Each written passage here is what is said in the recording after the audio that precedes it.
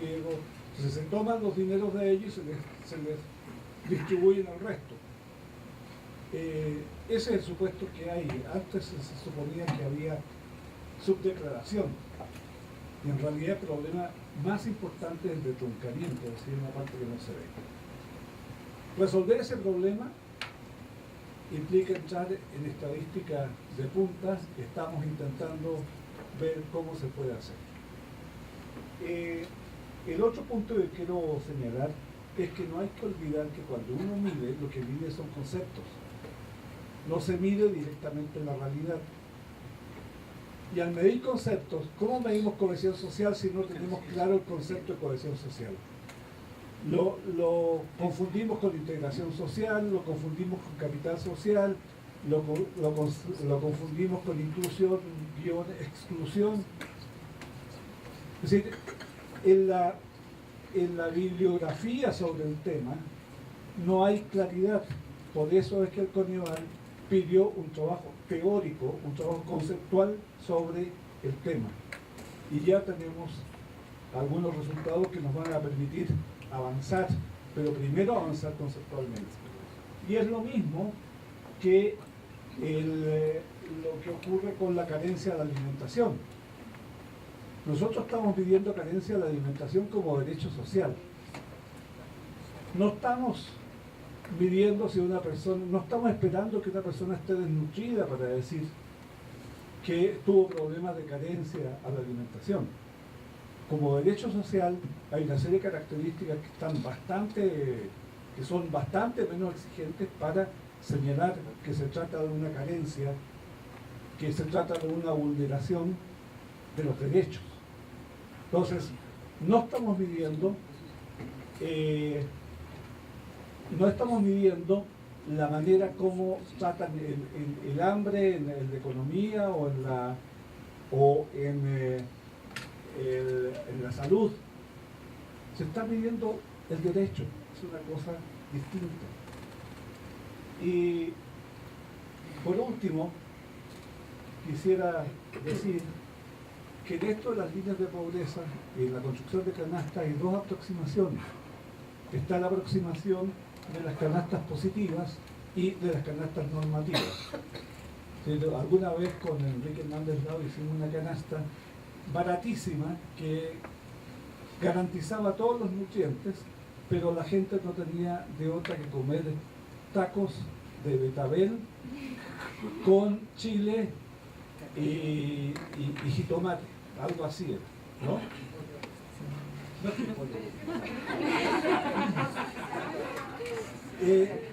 Entonces, no hay ninguna canasta que sea totalmente normativa ni que sea totalmente positiva. Siempre son combinaciones de las dos, pero algunas son combinaciones más positivas y otras más normativas. La diferencia rural-urbano es que se tomó fundamentalmente una canasta que respeta las estructuras de consumo rurales. Y ahí es donde puede que esté la diferencia de los valores. Es decir, porque es como circular, ¿no?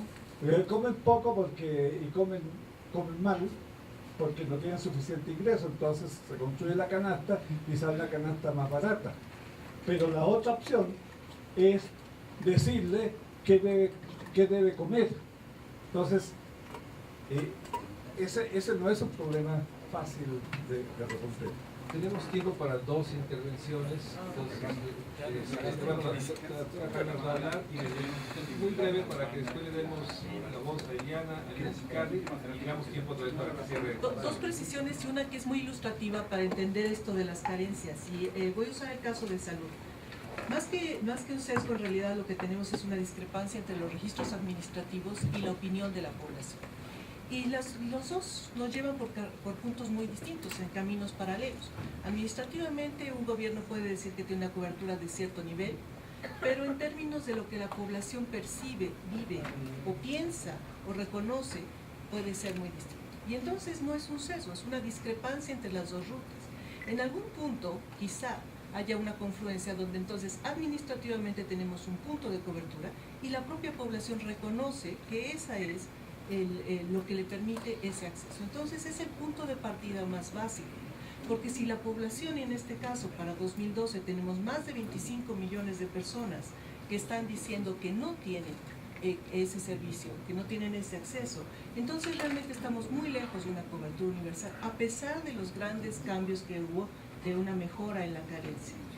Y por supuesto que ese como punto de partida requiere pasar por la utilización y la disponibilidad y que sean resolutivos y una serie de cosas, pero finalmente para modificar esta percepción de asistencialismo que se tenía en relación a salud, es fundamental que la propia población reconozca que tiene acceso, que tiene un derecho que puede ejercer.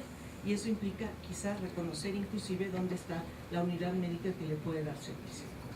El otro punto es esta figura que nos permite a nosotros ubicar conceptualmente 5 cosas que son muy importantes y que además son un parteaguas en relación a la pobreza, porque podemos reconocer diferentes tipos de vulnerabilidades que tradicionalmente no se tenían. Y no es un histograma ni es una representación gráfica, en realidad es una representación ideográfica que nos permite a nosotros posicionar esos 5 elementos de poblaciones con diferentes tipos de combinaciones: pobreza, pobreza extrema, vulnerables por carencias sociales, etcétera, y con ello entonces tener un punto de referencia que nos permite en números ir juzgando cuál es la posición que guarda un estado frente a otro, por ejemplo, o un punto del tiempo en el país frente a otro. Lo dejo hasta aquí en la Muchas gracias. Entonces, Karen.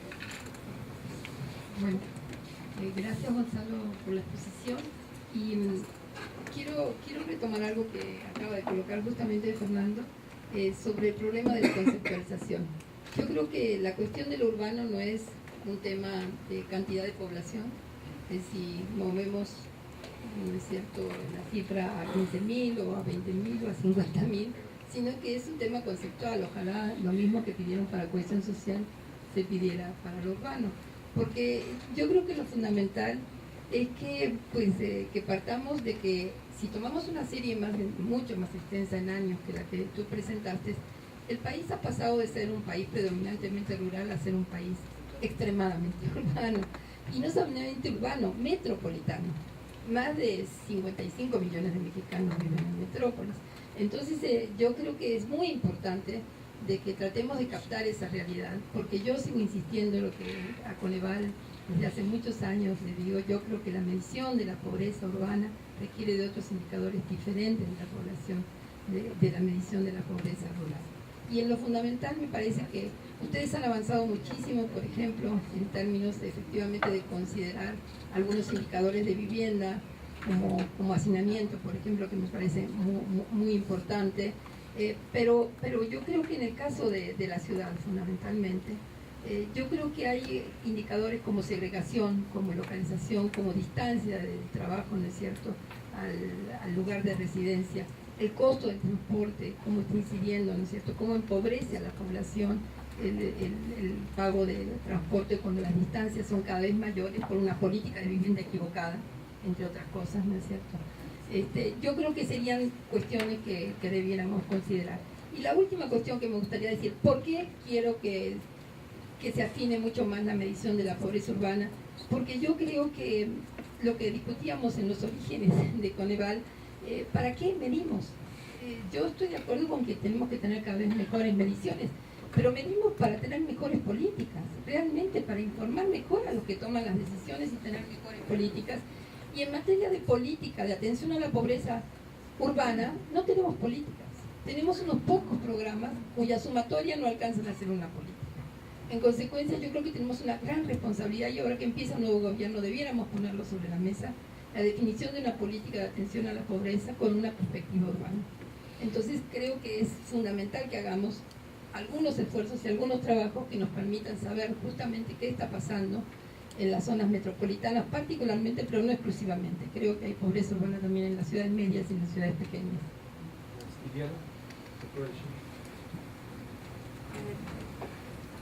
Yo voy a retomar un poco el comentario que hacía Abelardo inicialmente, y un poco también lo que decía ahora Alicia. Y en respuesta a lo de Abelardo, Gonzalo, tú decías que la medición actual de Coneval es como una medición inicial, ¿no?, que tiene que ver más con cobertura, digamos, y que hay que avanzar hacia una medición de acceso efectivo. Y yo creo que eso es importante no solo como para tener un diagnóstico más preciso o más complejo de lo que es la pobreza en la actualidad y una medición que refleje, ¿no? Lo refleje de mejor manera, sino también en términos de cómo se informa la política, como decía Alicia ahora. Yo estaba pensando, por ejemplo, en cómo los actuales indicadores de la medición multidimensional de la pobreza han informado la manera en que se han planeado las acciones de la Cruzada Nacional contra el Hambre, ¿no? Entonces, digamos que ahora esos indicadores de carencia son los indicadores con los cuales se van a medir los avances de la cruzada. A mí, yo creo que es importante lograr que una estrategia como esta pueda medirse con indicadores que son comparables, que se les pueden dar seguimiento, etcétera, pero si uno considera también las limitaciones que pueden tener esos indicadores en términos de la calidad, del acceso efectivo, etcétera, uno puede ver las limitaciones que hay en medir una estrategia como esta, que es la estrategia más importante que ahora está lanzando el gobierno federal, exclusivamente con indicadores como estos, ¿no? Entonces, en ese sentido, digamos, es el comentario, ¿no? de qué tanto se puede avanzar en términos de la definición de algunos de los indicadores más relevantes para que las políticas que se diseñen más acorde a no solo a cobertura y avance en cobertura, sino otros tipos de indicadores de calidad, y que va vinculado, o sea, esto va para el indicador de educación, de salud, etcétera, que todos son parte de las mediciones de la cruzada, pero tiene que ver quizás más fundamentalmente con el indicador de carencia alimentaria. Entonces ahí la pregunta es si se está pensando ya un trabajo adicional, además de la validación que mencionaba Ricardo del indicador de carencia alimentaria, trabajar en otro tipo de indicadores que den luz sobre otros aspectos del problema alimentario vinculado con esta estrategia en particular, ¿no? Que es una estrategia que se tiene que poder medir mejor en términos de resultados. Y ya solo por último, con respecto a lo que Fernando decía de qué es lo que mide el indicador de carencia alimentaria, que es una medición del derecho, del ejercicio del derecho a la alimentación, de ese derecho social. Yo ahí quería preguntar, o sea, si el derecho a la alimentación, el derecho social a la alimentación es vulnerado, o sea, dentro de la concepción de la medición de Coneval, es vulnerado únicamente cuando un individuo no cumple, o más bien, cuando un individuo tiene carencia a la alimentación, o sería también vulnerado para todos los individuos que están por debajo de la línea de bienestar mínimo, que digamos que es la línea de ingreso que si usas todo tu ingreso no puedes comprar una canasta alimentaria básica. Y lo pregunto, ¿no? Porque, por ejemplo, regresando al tema de la cruzada contra el hambre, la población objetivo de la cruzada, por ejemplo, no incluye a todos los que están abajo de la línea de bienestar mínimo, ¿no? Sino únicamente a los que cumplen con las dos condiciones de estar abajo de esa línea y tener la carencia de la alimentación. Entonces, bueno. Aprovechando que no está el doctor Cordera, vamos a ir a 8:15, pero dice un poco entonces, dos más, doctora, allá, doctora, por favor. Muchas gracias. Está prendido.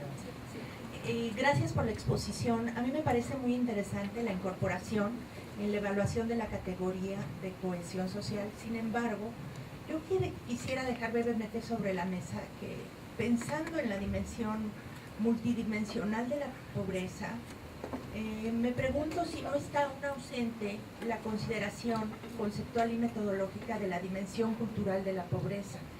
En esta dimensión cultural, yo incorporaría en la categoría de cohesión social, pero también la interrogante de cómo medir la capacidad de aspirar a la reivindicación de derechos sociales, y de la primera a la cuarta generación, cómo se construye culturalmente como práctica social la demanda de derechos que reemplaza a la carencia y a la petición de satisfacción de carencias, cómo se construye como derecho de ciudadanía la noción de derechos y las capacidades organizativas y las formas participativas que dan fortaleza a la resistencia de distintas comunidades urbanas y rurales para poder dar visibilidad a la condición de precariedad, carencia y pobreza y poder buscar soluciones que estén vinculadas o inscritas a políticas y programas. Por ejemplo, nada más en el caso de Ciudad de México, el programa de mejoramiento barrial, las localizaciones más fuertes, sin extenderme mucho, tienen que ver con una tradición participativa de estas comunidades que tienen que ver con prácticas culturales de resistencia y que han generado una tradición que dio fortaleza cuando se abre el programa y pudo fortalecer a la misma política. Eso es todo, no me extiendo más. Cerramos entonces con Soledad. Gracias. Gracias, buenas noches. ¿Sí se escucha? Sí. Buenas noches. Gracias, doctor, por venirnos a dar, por esta presentación, como siempre, tan importantes, tan bien fundamentados y sobre todo estos problemas que además creo que son la vergüenza del país, ¿no? Creo que muy preocupante que todavía sigamos teniendo tantos millones de mexicanos que no comen, ¿no? Sobre todo esto. Y precisamente en ese sentido, ya lo comentaba ahorita Iliana, justo yo quería, una preocupación que hemos tenido es, con esta gran estrategia de la Cruzada Nacional contra el Hambre, estamos seguros que se van a tratar de revertir estos indicadores, ¿no? El gobierno, pues, va a tratar de moverlos hacia arriba. Y en algún momento comentábamos ya la preocupación de que a nivel territorial lo que está haciendo Cedesol, lo que está trabajando incluso en todos los estados, es una cantidad de programas, sobre todo de transferencias gubernamentales, efectivamente, que le van a meter a los municipios ahora ya lo bajamos los 400 de Cruzada contra el Hambre, y a los municipios de prevención del delito, ¿no? Que donde está tratándose de ver precisamente indicadores de cohesión social, ¿no? Y se incluyen una serie de cosas que bien sabemos que no van a tener que ver absolutamente nada con la alimentación de esos pobres. Entonces, la preocupación y la pregunta concreta es si el Coneval estaría visualizando alguna metodología ya, ¿no? De irla, incluso a lo mejor hasta llevando